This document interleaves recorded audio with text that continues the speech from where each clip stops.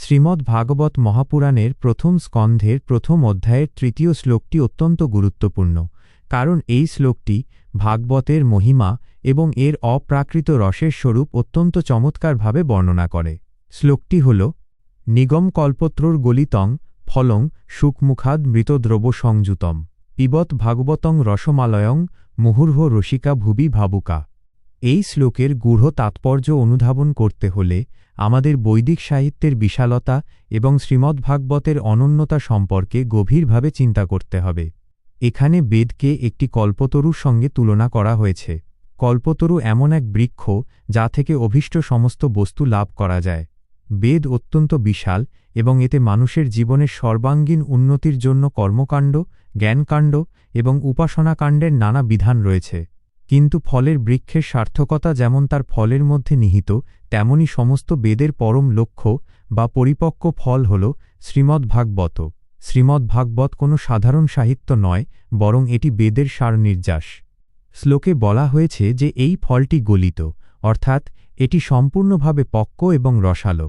সাধারণত গাছের ফল যদি খুব উঁচুতে থাকে তবে তা পেড়ে আনা কঠিন এবং তা মাটিতে পড়লে ফেটে যাওয়ার ভয় থাকে। কিন্তু শ্রীমদ্ভাগবত রূপ এই ফলটি গুরু শিষ্য পরম্পরার মাধ্যমে অত্যন্ত সযত্নে নেমে এসেছে। বিশেষ করে শুকদেব গোস্বামীর শ্রীমুখ থেকে নিঃসৃত হওয়ার ফলে এই ফলটি অমৃতময় হয়ে উঠেছে। যেমন শুক পাখি কোনো ফল আস্বাদন করলে সেই ফলটি অধিকতর মিষ্টতা প্রাপ্ত হয়, তেমনি শুকদেব গোস্বামী যখন মহারাজ পরীক্ষিতের কাছে ভাগবত কথা বর্ণনা করেন তখন তা ভক্তিরসে আপ্লুত হয়ে এক অনন্য মাধুর্য লাভ করে। শ্রীমদ্ ভাগবতে মূলত পরমেশ্বর ভগবান শ্রীকৃষ্ণের লীলা এবং তার ভক্তদের গুণগান বর্ণিত হয়েছে। এই শ্লোকে জগতের সমস্ত রসিক এবং ভাবুক মানুষদের আহ্বান জানানো হয়েছে যেন তারা এই ভাগবত রস পান করেন। এখানে পিবত বা পান করার কথা বলা হয়েছে, যা ইঙ্গিত দেয় যে এটি কেবল পড়ার বা শোনার বিষয় নয়, বরং হৃদয়ের অন্তঃস্থলে আস্বাদন করার বিষয়।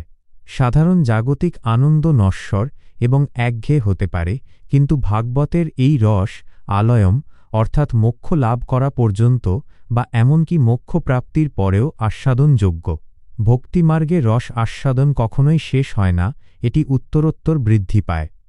যারা প্রকৃত ভাবুক অর্থাৎ যাঁদের হৃদয়ে ভক্তির উদয় হয়েছে এবং যারা রসিক অর্থাৎ আধ্যাত্মিক রসের আস্বাদন বোঝেন, তাঁদের জন্য শ্রীমদ্ ভাগবতও এক অফুরন্ত ভাণ্ডার। জাগতিক সমস্ত কামনা বাসনা ত্যাগ করে যখন একজন মানুষ শুদ্ধচিত্তে এই মহাপুরাণ শ্রবণ বা পাঠ করেন, তখন তিনি ভগবানের চিন্ময় স্বরূপের সান্নিধ্য লাভ করেন।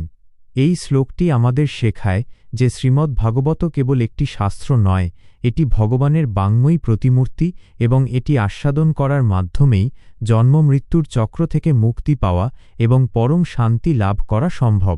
তাই বুদ্ধিমান মানুষের উচিত জীবনের শেষ মুহূর্ত পর্যন্ত অত্যন্ত ব্যাকুলতার সঙ্গে এই অমূল্য ভক্তিরস পান করা। নৈমিষেল নিমেষ ক্ষেত্রে ঋষয়ঃ সৌনকাদয়ঃ সত্রং স্বর্গায় লোকায় সহস্রসমমাসত। এই শ্লোকের তাৎপর্য অত্যন্ত গভীর, কারণ এটি আধ্যাত্মিক জিজ্ঞাসার একটি পবিত্র আবহের সূচনা করে। নৈমিষারণ্য নামক এক বিশেষ স্থানে এই পবিত্র আলোচনার সূত্রপাত হয়েছিল। শাস্ত্রীয় বর্ণনায় নৈমিষারণ্য হল এমন একটি স্থান যেখানে অশুভ শক্তির প্রবেশ নিষিদ্ধ এবং যা আধ্যাত্মিক সাধনার জন্য পরম অনুকূল। শ্লোকে অনিমেষ ক্ষেত্রে শব্দটি ব্যবহার করা হয়েছে, যা ভগবান বিষ্ণুর এক অনন্য নামকে নির্দেশ করে। অনিমেষ মানে যার চোখের পলক পড়ে না। ভগবান সর্বদা জাগ্রত এবং তাঁর কৃপাদৃষ্টি ভক্তের ওপর নিবদ্ধ থাকে। তাই এমন এক পবিত্র স্থানে শৌনক আদি ঋষিবৃন্দ সমবেত হয়েছিলেন। এখানে বলা হয়েছে যে ঋষিরা 1000 বছরব্যাপী এক মহাযজ্ঞ বা সত্র অনুষ্ঠানের জন্য একত্রিত হয়েছিলেন। প্রাচীনকালে ঋষিরা জগতের কল্যাণের জন্য দীর্ঘকালীন যজ্ঞ সম্পন্ন করতেন, কিন্তু এই যজ্ঞ কেবল অগ্নিতে আহুতি দেওয়ার আনুষ্ঠানিকতা ছিল না। শৌনক ঋষির নেতৃত্বে সমবেত মুনিরা জানতেন যে কলিযুগের প্রভাবে মানুষের আয়ু কমবে এবং মেধা হ্রাস পাবে।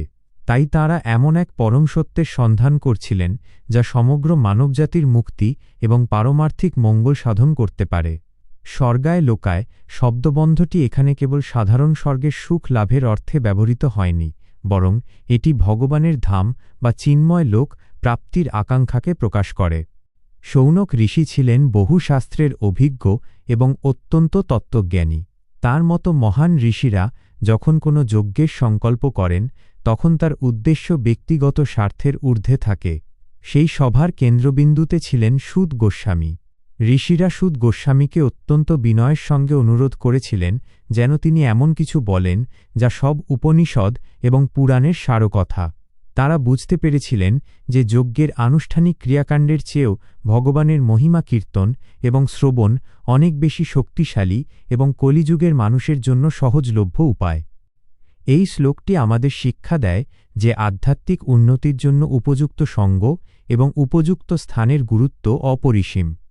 ঋষিদের এই মহতী সভা আমাদের দেখায় যে যখন অনেক ভক্ত বা তত্ত্বজিজ্ঞাসু ব্যক্তি একত্রিত হয়ে ভগবানের কথা আলোচনা করেন, তখন সেই স্থানটি তীর্থক্ষেত্রে পরিণত হয়। হাজার বছরব্যাপী যজ্ঞের এই বর্ণনা আসলে আধ্যাত্মিক সাধনায় ধৈর্য এবং একাগ্রতার প্রতীক। মানুষ যখন জাগতিক কোলাহল থেকে মুক্ত হয়ে নিজেকে পরম সত্যের সন্ধানে উৎসর্গ করে, তখনই তার হৃদয়ে ভাগবত তত্ত্বের স্ফুরণ ঘটে। তাৎপর্যপূর্ণভাবে এই শ্লোকটি শ্রীমদ্ ভাগবতের গল্পের প্রবাহকে শুরু করে। এটি আমাদের স্মরণ করিয়ে দেয় যে জীবনের প্রকৃত উদ্দেশ্য কেবল শরীর রক্ষা বা লৌকিক সুখ নয়, বরং সেই পরম লক্ষ্যে পৌঁছানো যেখানে গেলে আর পুনর্জন্মের দুঃখ ভোগ করতে হয় না। শৌনক ও অন্যান্য ঋষিদের এই ব্যাকুলতা এবং সুত গোস্বামীর প্রতি তাদের প্রশ্নাবলী পরবর্তীকালে শ্রীমদ্ ভাগবতের অমূল্য সম্পদ হিসেবে আমাদের কাছে ধরা দিয়েছে। ভাগবতের এই সূচনা আমাদের উৎসাহিত করে যেন আমরাও আমাদের ব্যস্ত জীবনের মধ্যে থেকে সময় বের করে সেই পরম তত্ত্বের আলোচনা করি, যা অন্তরের অন্ধকার দূর করে, ভক্তির আলোকবর্তিকা প্রজ্জ্বলিত করে। শ্রীমদ্ ভাগবত মহাপুরাণের প্রথম স্কন্ধের প্রথম অধ্যায়ের ৩য় শ্লোকটি এই পবিত্র গ্রন্থের মহিমা ও আধ্যাত্মিক রসতত্ত্বের এক অনন্য প্রকাশ। এই শ্লোকের মাধ্যমেই নৈমিষারণ্যে সমবেত ঋষিদের পক্ষ থেকে সুত গোস্বামীর প্রতি সশ্রদ্ধ অভিনন্দন এবং পারমার্থিক আলোচনার সূত্রপাত ঘটে। শ্লোকটি হল ত একদা তু মুনয়ঃ প্রাতর্হুতহুতাগ্নয়ঃ সৎকৃতং সুতমাসিনং পপ্রচ্ছুরিদ মাদরাত। এই শ্লোকের গূঢ় তাৎপর্য অনুধাবন করলে দেখা যায় যে এখানে আধ্যাত্মিক জিজ্ঞাসার জন্য উপযুক্ত সময়, উপযুক্ত আচরণ এবং উপযুক্ত পাত্রের গুরুত্ব বর্ণনা করা হয়েছে।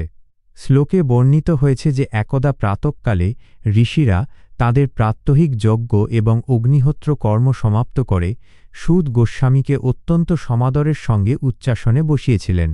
প্রাতঃকাল হল সত্যগুণের সময় এবং এই সময় মন স্থির ও নির্মল থাকে বলে আধ্যাত্মিক আলোচনার জন্য এটিই শ্রেষ্ঠ সময়। ঋষিরা তাঁদের প্রাত্যহিক কর্তব্য কর্ম শেষ করে তবেই পরম সত্যের অনুসন্ধানে ব্রতী হয়েছিলেন, যা আমাদের শেখায় যে কর্মত্যাগ নয়, বরং কর্মের মাধ্যমে পবিত্রতা অর্জন করে জ্ঞানের পথে অগ্রসর হতে হয়।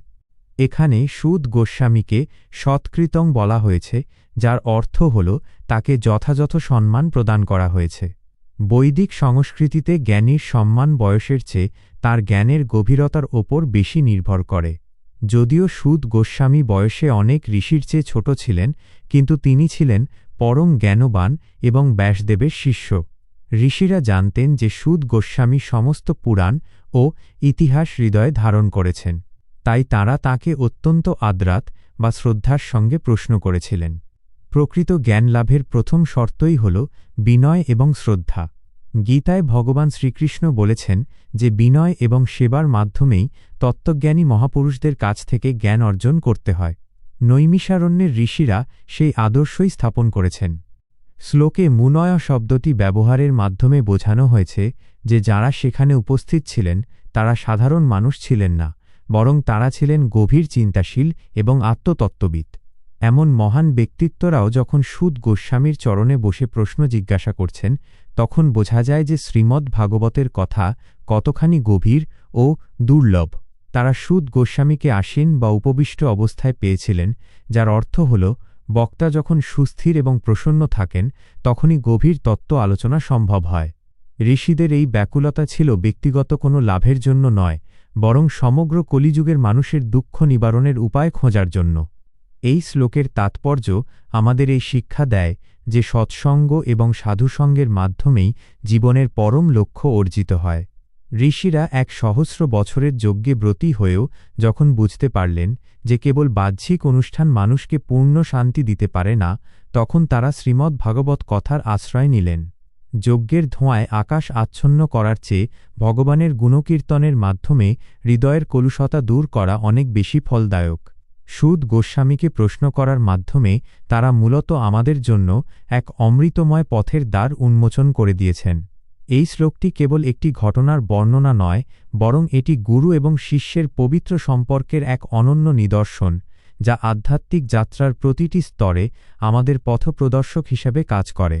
ভক্ত ও ভগবানের কথা শোনার জন্য যে আন্তরিকতা ও বিনয় প্রয়োজন, তার উজ্জ্বল দৃষ্টান্ত এই শ্লোকটি। হরে কৃষ্ণ। প্রিয় ভক্তবৃন্দ, আপনারা দেখছেন ভক্তিলিঙ্ক চ্যানেল।